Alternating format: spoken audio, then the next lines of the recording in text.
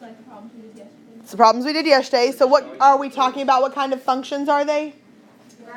Rational functions, okay? Hey, you ready to look? There's a really cool way to remember it. Look, it's a rational function. Oh my god. Okay. It has a horizontal asymptote. Where is the horizontal asymptote?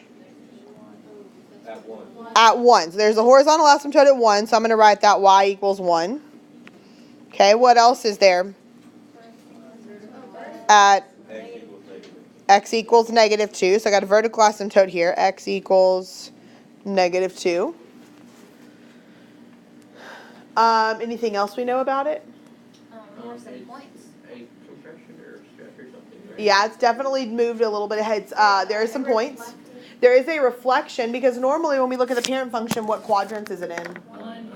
1 and 3, and this is in some sort of 2 and 4-ish. We say ish because like we did move things around a little bit, so like they're not quite in just 2 and 4, but it's kind of in that general area of where those would be. So we know there's a reflection of some sort. If you look over to the left, we have an equation that we're supposed to fill in. So we have g of x equals a times 1 over x minus h plus k. So you said there was a reflection. What is that going to mean about our equation? Somewhere in negative. How did you know a was negative? It technically could be either, because either, like, if A reflects, then it reflects, like, if we reflect A, then it's a reflection over the x-axis, it's going to do this. If we reflect B, it's going to reflect over the y-axis, it's going to do this. So it's going to look the same either way, but in this problem, we only had A, so that kind of defaults A to being the negative number here. So if we start plugging in stuff, g of x, what is that? Y, what is y? Oh, 1. Is y 1? No. Oh, no. Negative 5? Would y be 5? Ah, okay, it could be either one. So y is either going to be 5 or negative 3 because we have 2 points. So you were trying to say y would be 1, which I get that, okay, because we already wrote y equals 1. What's going to be 1 in this problem? The k. Because what does k do to the graph? Moves it up or down. So that's where our horizontal asymptote went from being 0 to 1. Which, by the way, some of the questions were brought up about in first period a lot, and a couple kids have already asked me in here, about transformations when you don't transform it left and right. Because on your homework tonight, you have to talk about the transformations and then find your asymptotes. Well, if you didn't move it left or right and you didn't move it up or down, where are your asymptotes at? At 0. So you would either have one at y equals 0 or x equals 0 or both. Okay, so if you didn't move it, any way to move the asymptotes is going to be at 0. There is still one existing. It's just not, it's not a number other than 0. Yeah, okay. All right, so we have plus 1 there for k. So k was plus 1. We know that g of x is either going to be 5 or negative 3. Do we know what a is going to be? No, we're trying to find that out. What about x? What's x going to be? Negative 1 or negative 3. And then what about h? What's that going to be? Negative 2. But when I plug it in there, what's it actually going to be? It's going to be plus 2 in there, inside. Okay? All right, so let's plug in what we know then. Which ordered pair do y'all want to use for x and y? Smaller numbers. I like the way you think. So I'm going to have negative 3 equals a times 1 over x would be then what? Negative 1. And we said minus h was really plus 2. So there's all of our numbers. And now we just get to do math, which you love doing math so much. Huh? Yay. Do we love math? Yeah, I love math. Okay. So negative 3 equals 1, a times 1 over, what is negative 1 plus 2?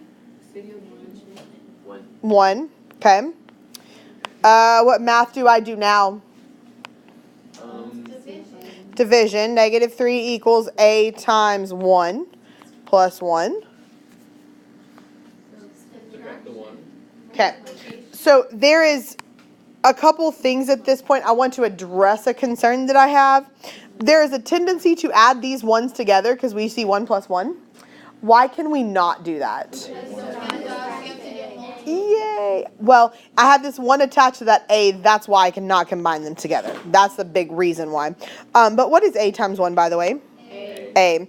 And I heard someone say that I will need to subtract this 1 over here that's added. So I'm going to go ahead and do that. Negative 3 minus 1 is negative 4. And A times 1 you just told me was A. So we have our answer. Does it fit in with the parameters that we said it should? Because the big thing, we knew there was some sort of stretch or compression, which in this case, if A was negative 4, what does that mean happened? Means that there's reflection. And Stretch. vertical stretch. So in that reflection part, that was the key thing because we knew it needed to reflect, so we knew it had to be negative. So if we hadn't gotten something negative, then that's kind of a good indicator that we did some math wrong somewhere along the way. So when we plug everything back in, we know that g of x is going to equal negative 4 parentheses 1 over x plus 2 plus 1. And that would be my final equation. Remember, when you're writing an equation, you want to leave x and g of x in there because an equation is just generic. It can be used for any set of ordered pairs. What would have happened if we'd plugged in the other point?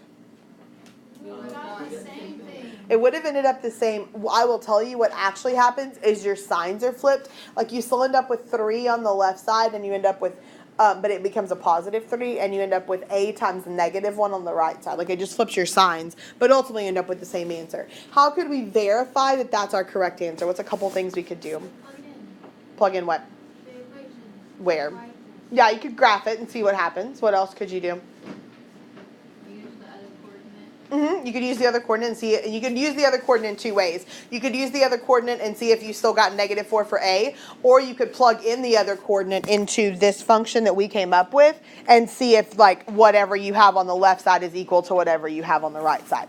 That's a way of proving that they are correct. Okay, we're going to do one more. We're going to do problem 12 on the next page. So in problem 12, and Trinity, this should kind of answer your question. In problem 12, what are we looking for? B. How do you know? There's a B in the problem. That's how you know. So there's an A in the problem, you're looking for A. If there's a B in the problem, you're looking for B. So tell me what we know about this graph. There's no reflection. It is a rational function.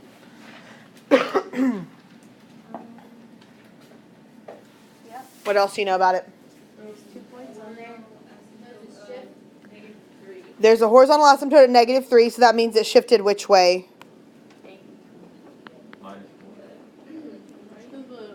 It shifted a couple ways. It shifted down 3, and it shifted to the right 4. So we know what H and K are. Which one of those is H? Y equals. No, dang it. The X one, and then the Y one is going to help give us K. Okay, so I have G of X. What is G of X? What is that? What is that though? -4, -2. It's either negative 4 or negative 2. Which point would y'all rather use? 4.5 negative 2 or 3.5 negative 4? Sure, sounds great. So we'll use 4.5, not that. We'll use 4.5 negative 2. So I'm going to plug in negative 2 equals 1 over B times X would be what? 4.5. And then minus 4. And then on the outside I'll have minus 3.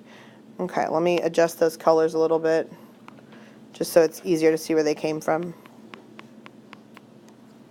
So doing math, I have negative 2 equals 1 over B times 0.5 minus 3. What do I need to do?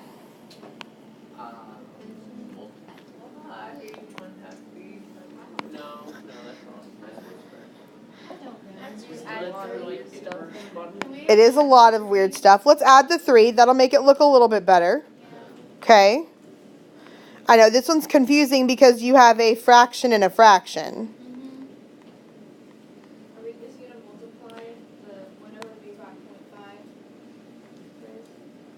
0.5? What do you mean multiply by the reciprocal?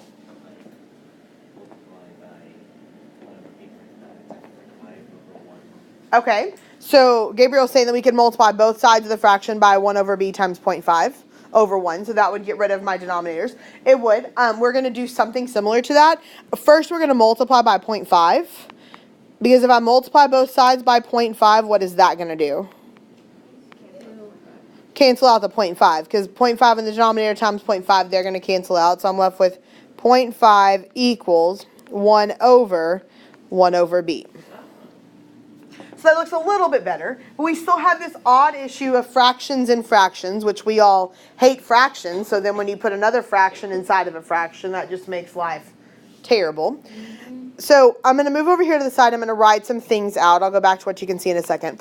What we literally have, 1 over b, is the same thing as saying 1 divided by 1 over b, correct?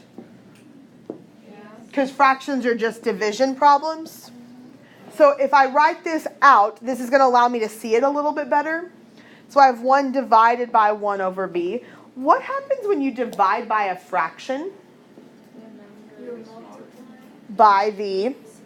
You're multiplying by the reciprocal. What is the reciprocal? b over 1. So this is really 1 times b over 1. So it's b. It's literally just b. 1 over b is really just b. Yes, we did all of that to figure out. B is not 1. 1 over b is 1. B is equal to what, though? 0.5.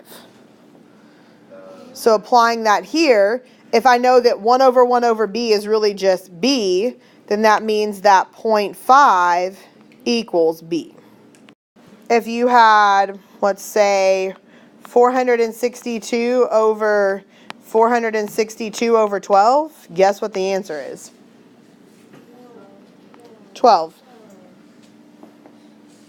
If you had 1,462,337 over 1,462,337 over 4, then your answer would be 4. That will always be true. So when you're doing that, do you do the bottom division first and then the top? Yes, that's exactly what you do. Is you do the bottom division first, you simplify that, and then you do the top divided by the bottom. But it will always produce whatever the denominator of the denominator is, as long as these two are the same. So, just random side note of information. That's free for you today. Okay. Yes, if it was Monday, you would have to pay for it, so. All right, so our problem would be our answer, g of x equals 1 over 0.5 times x minus 4 minus 3. That would be my function for this graph. So, assignment, it's in Google Classroom. I'll send it out and remind. It is due on Monday. I think I updated Google Classroom to reflect that last night. I also want to remind you on 9 through 12, make sure to graph those. When I ask you to graph them, all I want you to do is to graph the asymptotes. Where are the asymptotes? And then if there was a reflection of some sort, show that. We talked about that. I'm not concerned about you figuring out the horizontal, like the stretches and compressions in the graphing. You're just figuring out where the graph will fall in those ranges. So that is your assignment. It is sent out and remind, and it is on Google Classroom.